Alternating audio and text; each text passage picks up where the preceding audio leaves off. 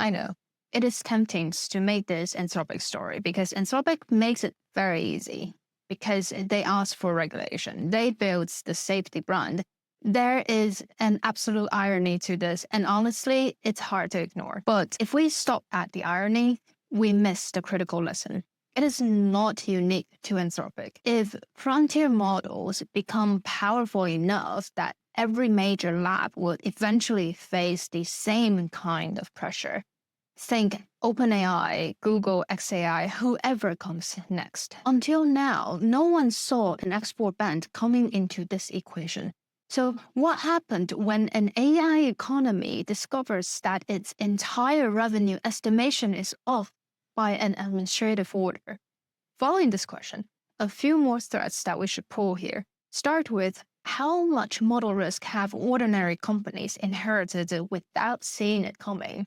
Second, what happens to a frontier lab when revenue is delayed but compute cost keeps running? And finally, how far does this damage travel once the financing behind this boom get repriced? To see that, we have to start with what actually happened. If you aren't familiar with how Anthropic is demonstrating the textbook example of shooting itself in the foot, here's a quick one. And some detail mentioned in the next few minutes are important for understanding how this field is likely to develop over the next 2 years. So instead of shipping their latest model, Mythos, straight to the market, Anthropic launched this project, Glasswing, in April this year to have other established firms, including Amazon, keep in mind this is an important detail, to help test the limits and flush out any security gaps. After 2 months of the opaque experimenting within the conglomerates, they finally released a public-facing version with layers upon layers of security controls called Fable 5. In early June. However, just within a few days, it was revoked from the shelf. Not the kind of usual throttle or rate limiting by AI labs, but just poof everywhere. While every engineer I know was celebrating how powerful this model is, suddenly them and anyone else lost access. Soon, this official announcement was published on Anthropic's domain. So here's a screenshot of part of the announcement. The US government, citing national security authorities, has issued an export control directive to suspend all access to Fable 5 and Mythos 5 by any foreign national, whether inside or outside the United States, including the foreign national Anthropic employees. If you're still not sure what this is, it's the exact same export control directive that Trump administration uses to stop NVIDIA from selling its best chips to China. Only this time, rather than hardware, it aimed at the latest and the most advanced AI model. The Anthropic statement in plain English is basically no access to the most powerful AI model if you don't have a US passport. But that's awkward now because think about it for a second. Anthropic, a company with a few thousand staff and 8 offices outside of the US, not to mention many staff at its US sites, aren't all US citizens. So how paralyzing when nearly half the staff can't access, work with, or test your latest product. So one key element that no one denies or confirms is that the trigger for this ban was a jailbreak that Amazon reported to the administration. Remember what I said earlier? That I said this is a textbook practice of how Amodei shoots himself in the foot. And here's the first shot. Amazon's Anthropic's investors, cloud landlord, and one of the most trusted partner in the Glasswing project. Amazon and at least 5 other companies reached out to the administration, however, about this loophole. And here's the second shot. Amodei spent years as the loudest CEOs in the industry asking to be regulated. Especially in this How AI Builds Itself article, he stated, "We believe that it would be good for the world to have the option to slow or temporarily pause frontier AI development to enable society structures and alignment research to keep up with the advance of the technology." Well, here he goes, the first ever export control on an AI model, given he was begging for it. Though no doubt that the ban will be reversed soon. However, this sets a precedent of export control on software. And with this, we can pull 3 separate threads stacked on top of one another. Oh, by the way, each video here took me at least 3 days just to research, even with the help of AI. Yes. So to support my work, please do share, hype, so more people can see this. Threat one, the companies that use AI. Well, this is pretty much everyone. Nonetheless, most of them don't even know that they're on the list. Exposures runs in layers, and the depth of this exposure is inversely related to how much say that you had about being in it. Just a hint here, the most exposed companies are often the ones that never even had an explicit decision at all. The top layer is ambient. You can ban ChatGPT from your office or write a policy, just block the domain and still be running on a frontier model. However, the moment that everyone have access to, for example, Gmail, Office, or Salesforce, the choice was made upstream by your vendors and you just simply inherited it. And this is the layer that a few sign up for, and not to mention that you don't have too much option to opt out. For example, Claude is the reasoning engine inside Snowflake's Cortex AI. It basically allows organizations to store, analyze, and share large volumes of data using SQL or Python. If you are in a bigger enough organization, then there's nearly guaranteed that your team is using Snowflakes, even you aren't aware of it. So tens of thousands of Snowflake's customers pushes trillions of Anthropic tokens through platforms every month. This is how big they are.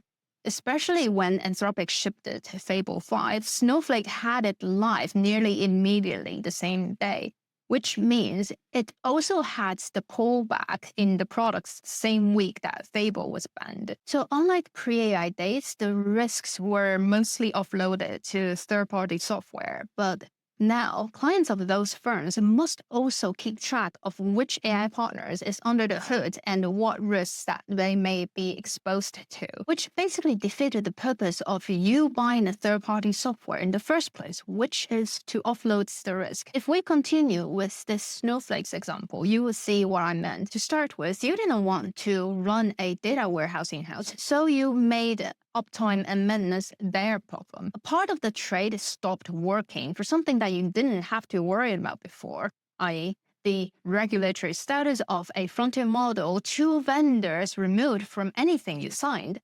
Not to mention, now the questions like these are your problem, like who's your AI vendor, which model are you using, and what's the upgrade and downgrade path, and how often do you test this, where is it hosted, do you have any mitigation plan in place when it becomes available, are now part of these questions are now part of your due diligence, which your vendors might be very reluctant to give you any specific answers to, because nobody really wants to admit that we just wrap Anthropic, or you'll be really exposed as a sitting duck. Well, next layer down, we're talking about enterprise consultants. Let's use Deloitte, for example.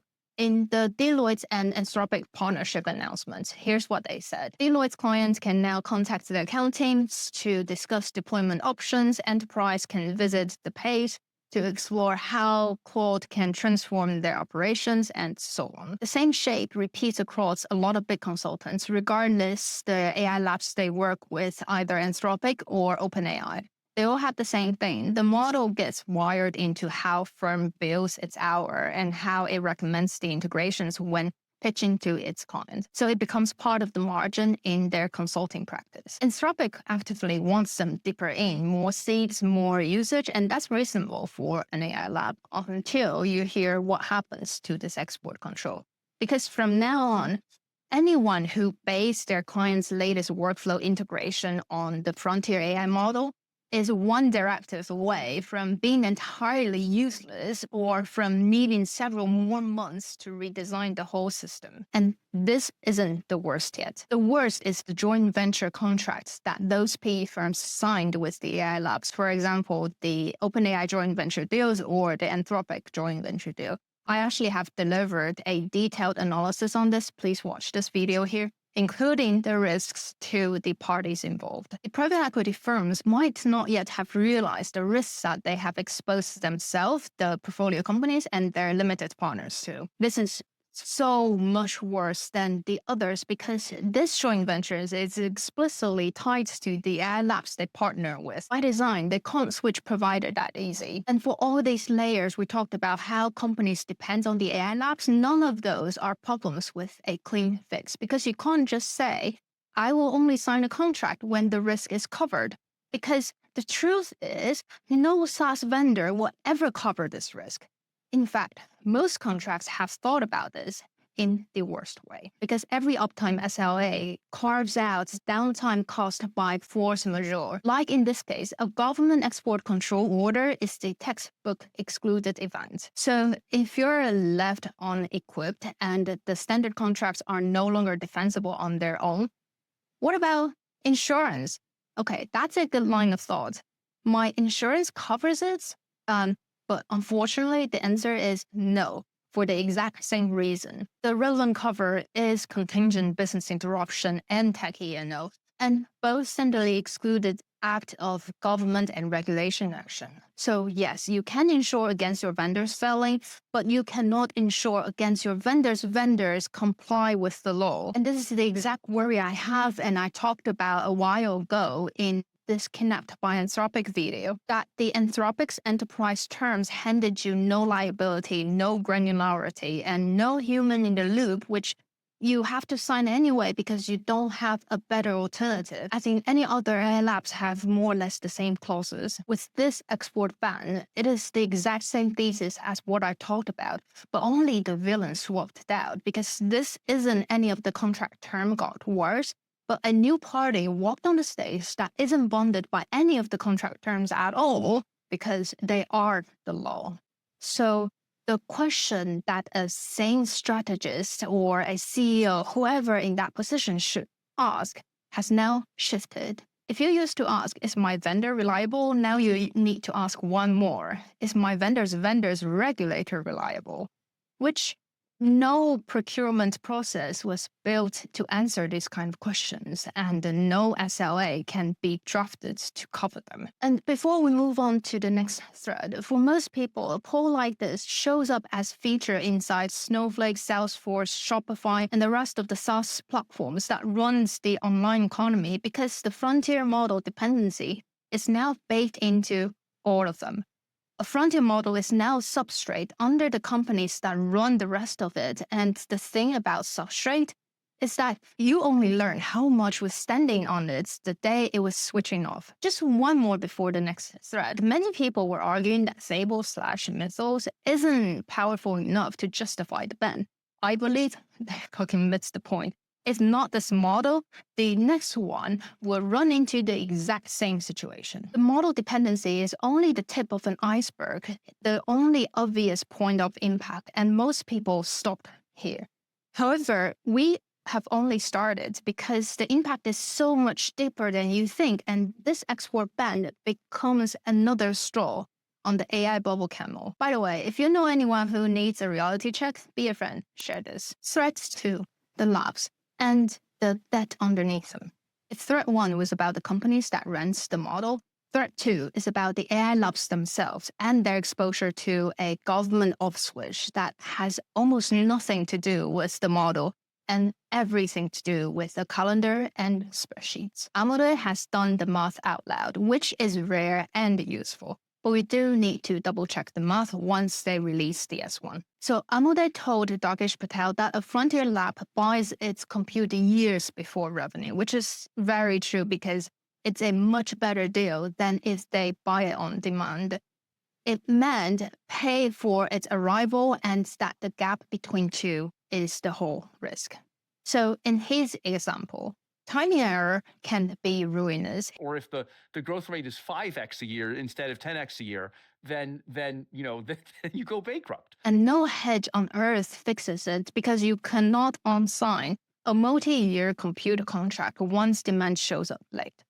Especially knowing how the compute bills is fixed and forwarded and how most players in industry forecast their revenue. The entire chain is a bet on that the second catches up with the first on schedule. To be very honest, I don't really care if an AI lab is going under or not because there are thousands of them lining up to fill the void soon enough. However, I'd like to emphasize this. The AI industry's health is a chain reaction with a global blast radius. And this is the time for us to bring that export ban back to the table next to what Amodei said in this interview. Because in any case, a government suspension doesn't reduce demand or break the product. Yet, it does something narrower and worse to those AI labs. It pretty much pushes the revenue and their chance of going profitable further down the calendar. A model that's dark for 3 weeks, earning nothing for 3 weeks.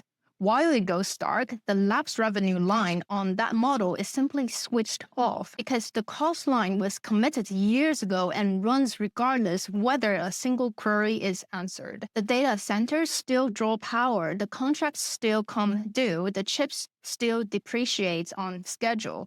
A AI lab in this position is paying full ride from all direction to operate a product that isn't allowed to sell. Not a total loss because they still have other models to provide, but it certainly puts them at a competitive disadvantage.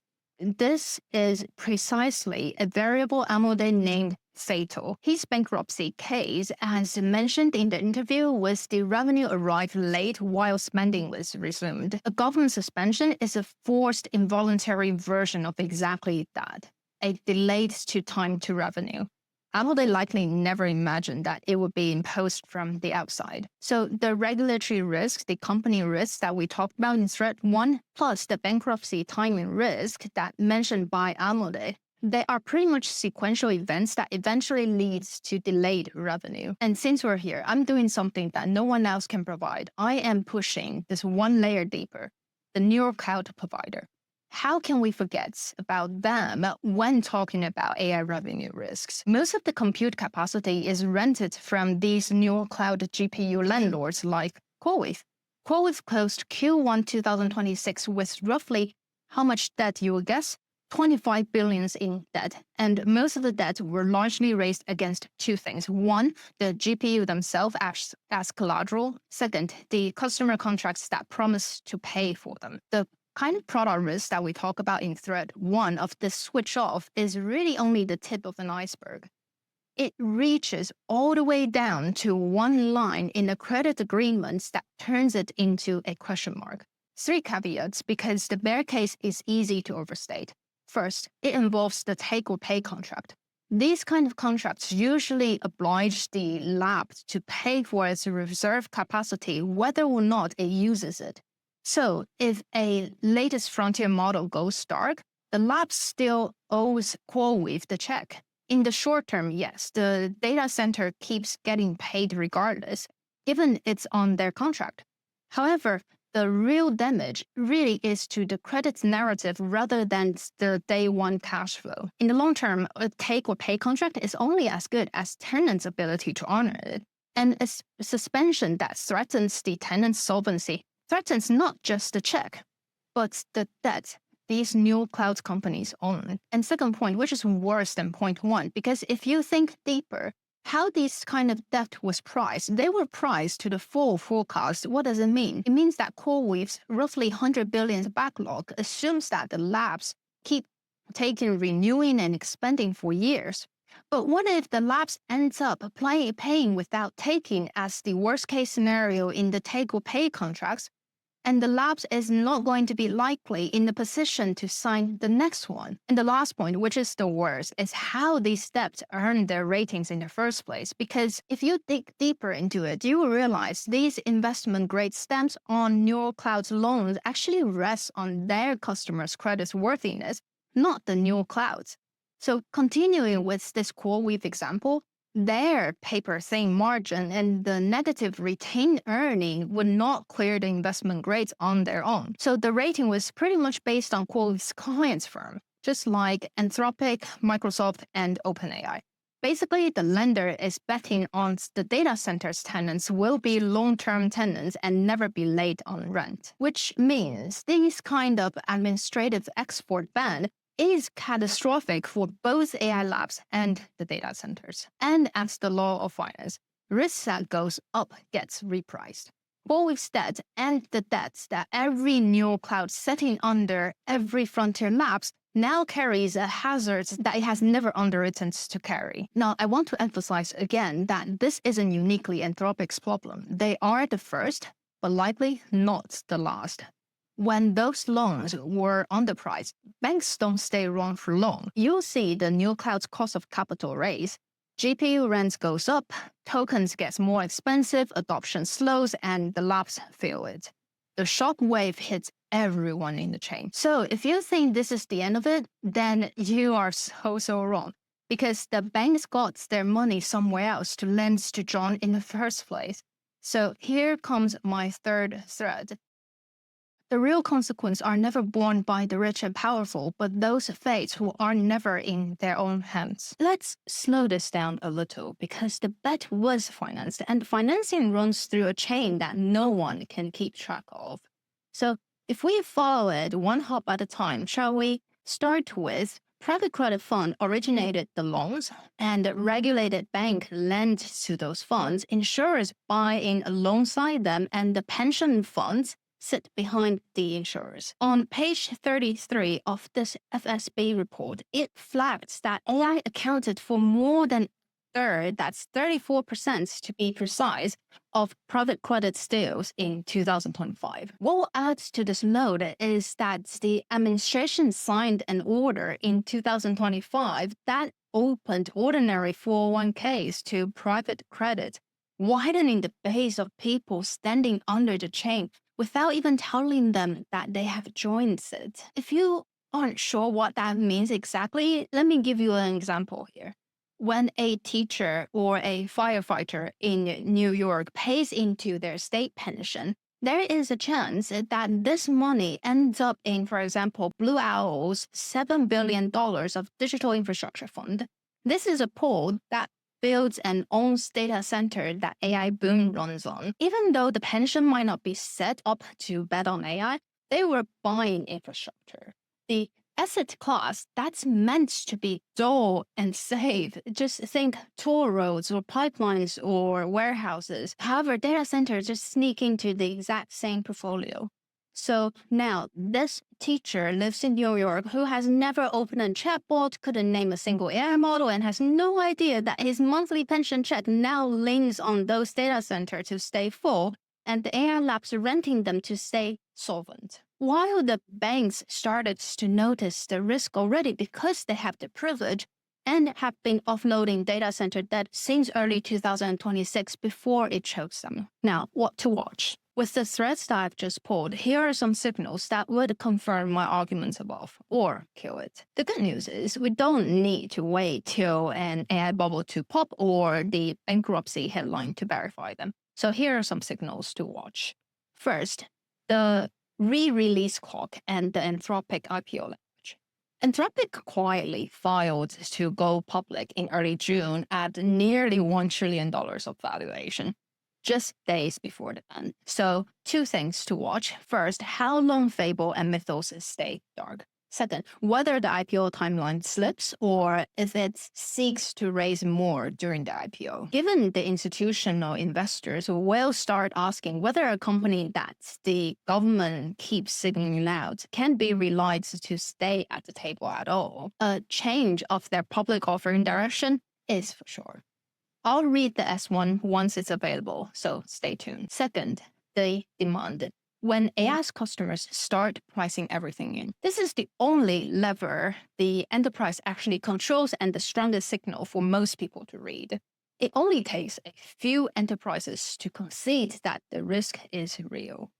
So if procurement starts truly planning for unavailability of a third party's third party instead of trying to negotiate its way out in a clause, that's the market admitting the risk can't be transferred, only to be absorbed. So inevitably, this means that AI adoption will be so much more expensive than any CEO would like to hear and will only push the price even higher. Now, third, when banks start hedging AI bets.